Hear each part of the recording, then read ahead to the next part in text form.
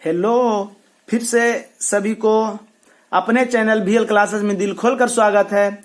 आज हम जो बता रहे हैं आपको, ये फिजिक्स के पहला चैप्टर का जो है अवतल दर्पण में साबित करना है फोकस दूरी वक्रता त्रिज्या की आधी होती है।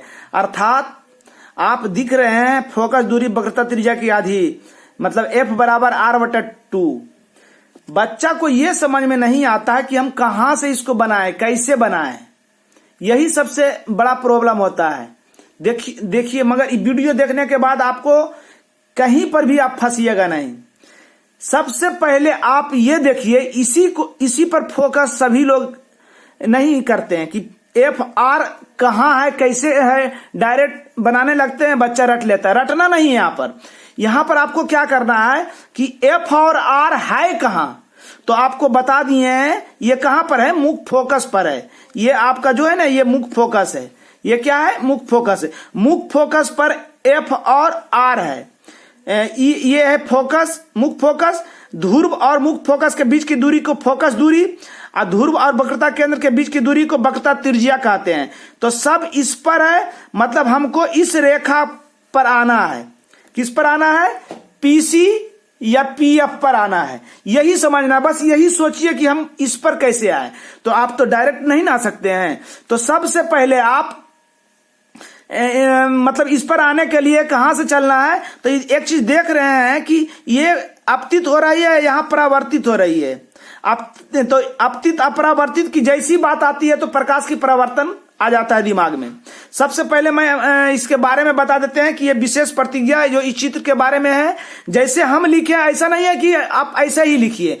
आपका मन, आप अपने अनुसार इसको लिखिए, है ना।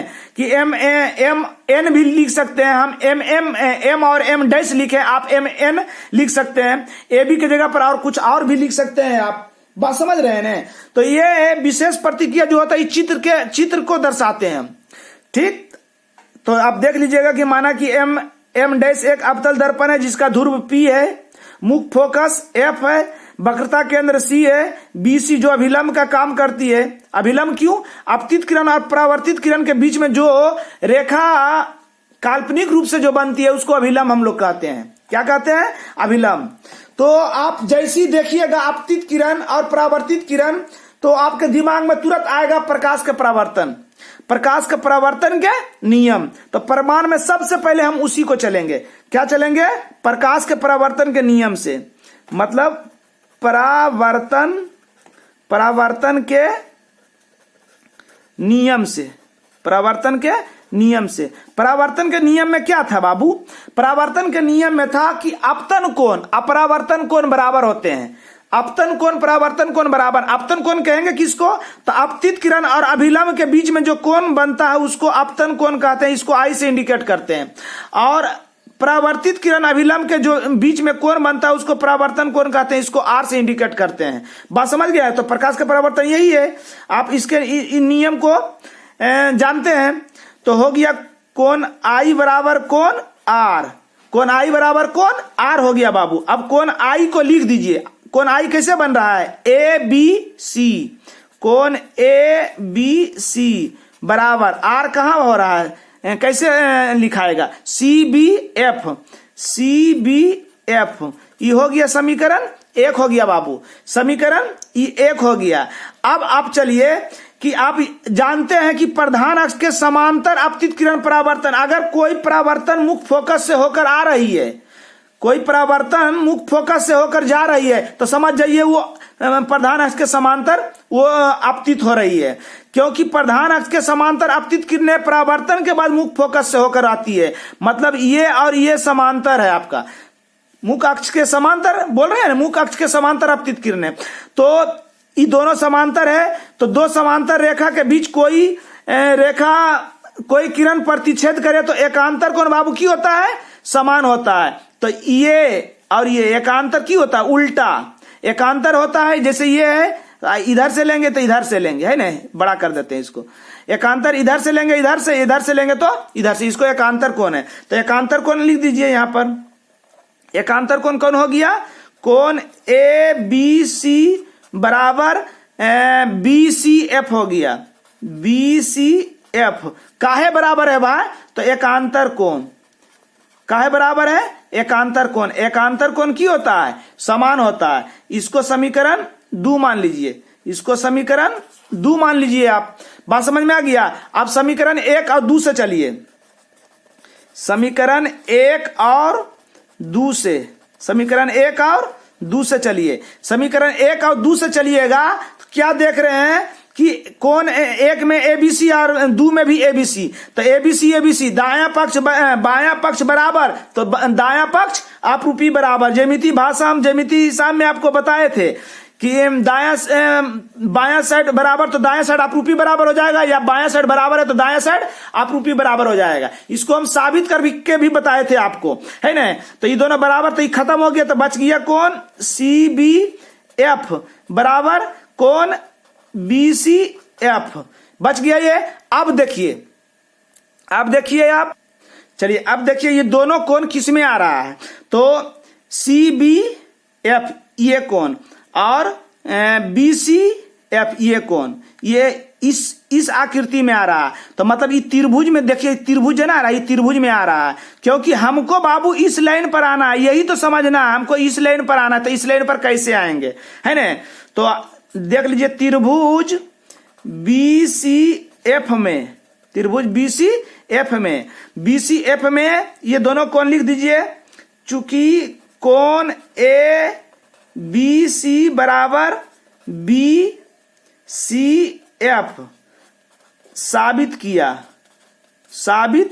किए हम लोग। ये क्या किए हैं? साबित किए हैं। अभी त्रिभुज में हम जानते हैं कि किसी त्रिभुज में 2 कोण बराबर होती है तो 9th के परिमेय है, मैथ के परिमेय। किसी त्रिभुज में 2 कोण बराबर होते हैं तो उसकी सम्मुख भुजा भी बराबर होती है। बस यही बात लिखेंगे। वीडियो बड़ा हो रहा है इसलिए हम रोक के देखिए लिख रहे हैं इसको। चलिए देखिए, यही है, ये दोनों कोण बराबर इस त्रिभुज में आ गया, ये दोनों कोण बराबर इस त्रिभुज में। तो हम जानते हैं कि समान कोण के सम्मुख भुजा समान होते हैं, समान कोण के सम्मुख भुजा समान होते हैं। इसलिए अब देख लीजिए कौन कौन कोण बराबर था? ये कोण और ये कोण बराबर था। इसके सामने कौन हो गया? ये हो गया। इसके सामने कौन हो गया? ये हो गया। मतलब C वाला सामने हो जाएगा BF और इस कोण के सामने हो जाएगा CF। तो यही बात लिख देती है यहां पर, BF बराबर CF, BF बराबर CF।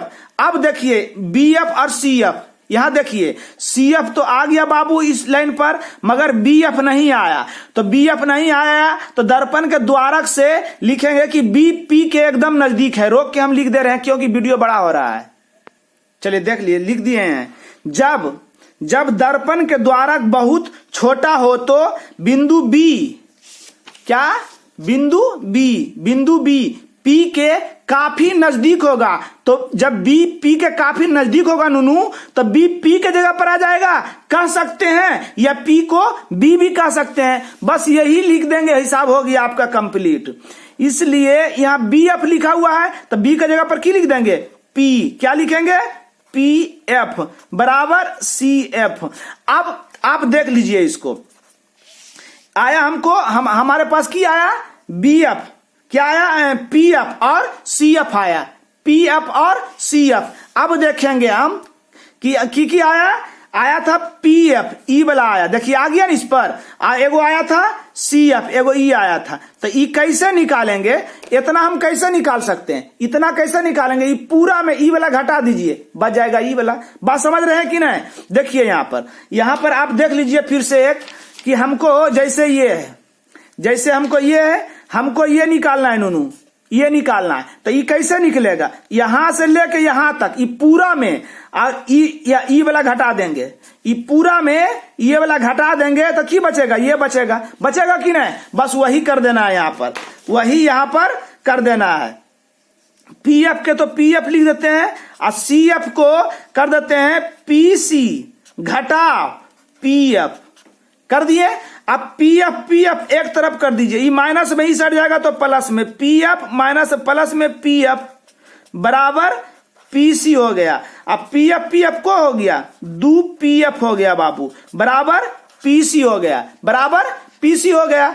अब देख लीजिए आ गया हमारे पास की आया, हमारे पास आया पीएफ और पीसी। अब चित्र में देख लीजिए, पीएफ ध्रुव और मुख्य फोकस के बीच की दूरी को फोकस दूरी। अब पीसी आया तो पीसी ध्रुव और वक्रता केंद्र के बीच की दूरी को वक्रता त्रिज्या, यहां लिख दिए हैं। अब मान बैठा दीजिए इसको, हो गया आपका हिसाब। आपका हिसाब बाबू हो गया।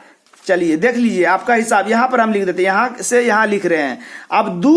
अब पीएफ है, यहां पीएफ, तब पीएफ किसको कहेंगे? मुख्य फोकस तो फोकस दूरी, तो फोकस दूरी को एफ हो गया। और पीसी वक्रता केंद्र मतलब वक्रता त्रिज्या हो गया। तो ई भी साबित कर देगा, तो इतना भी लिख सकते हैं हम। अगर हमको साबित करना था एफ बराबर, तो एफ बराबर R/2 PROVD। चलिए आपको अच्छी तरह से समझ में आ गया होगा, समझ गए होंगे अच्छी तरह से। सिर्फ ये हमेशा याद रखिए कि जो लाना था पी और आर, सॉरी एफ और आर, तो एफ और आर सब प्रधान अक्ष पर है। तो प्रधान अक्ष पर है, तो प्रधान अक्ष पर कैसे आएंगे? तो कैसे आए? सबसे पहले प्रकाश के परावर्तन से चले। प्रकाश के परावर्तन में ई और ई बराबर किए, फिर दो समांतर रेखा को बीच में कोई तिर्यक रेखा प्रतिच्छेद करे तो एकांतर कोण समान, तो ई और ई बराबर हो गया। ई आई है तो यहां पर आई लिख सकते हैं और सबको दे दिए बराबर। अब ई त्रिभुज में आई और आर बराबर हो गया, तो ये त्रिभुज में आ गए। ये त्रिभुज में हम जानते हैं कि किसी त्रिभुज के दो कोण बराबर तो उसकी सम्मुख भुजा भी बराबर, तो इसके सामने ई, तो ई आ गया, इसके सामने ई, तो ई आ गया। अब बी पी का काफी नजदीक है, तो बी की जगह पर पी दे दिया और हल किए तो हो गया आपका हिसाब। जय हिंद।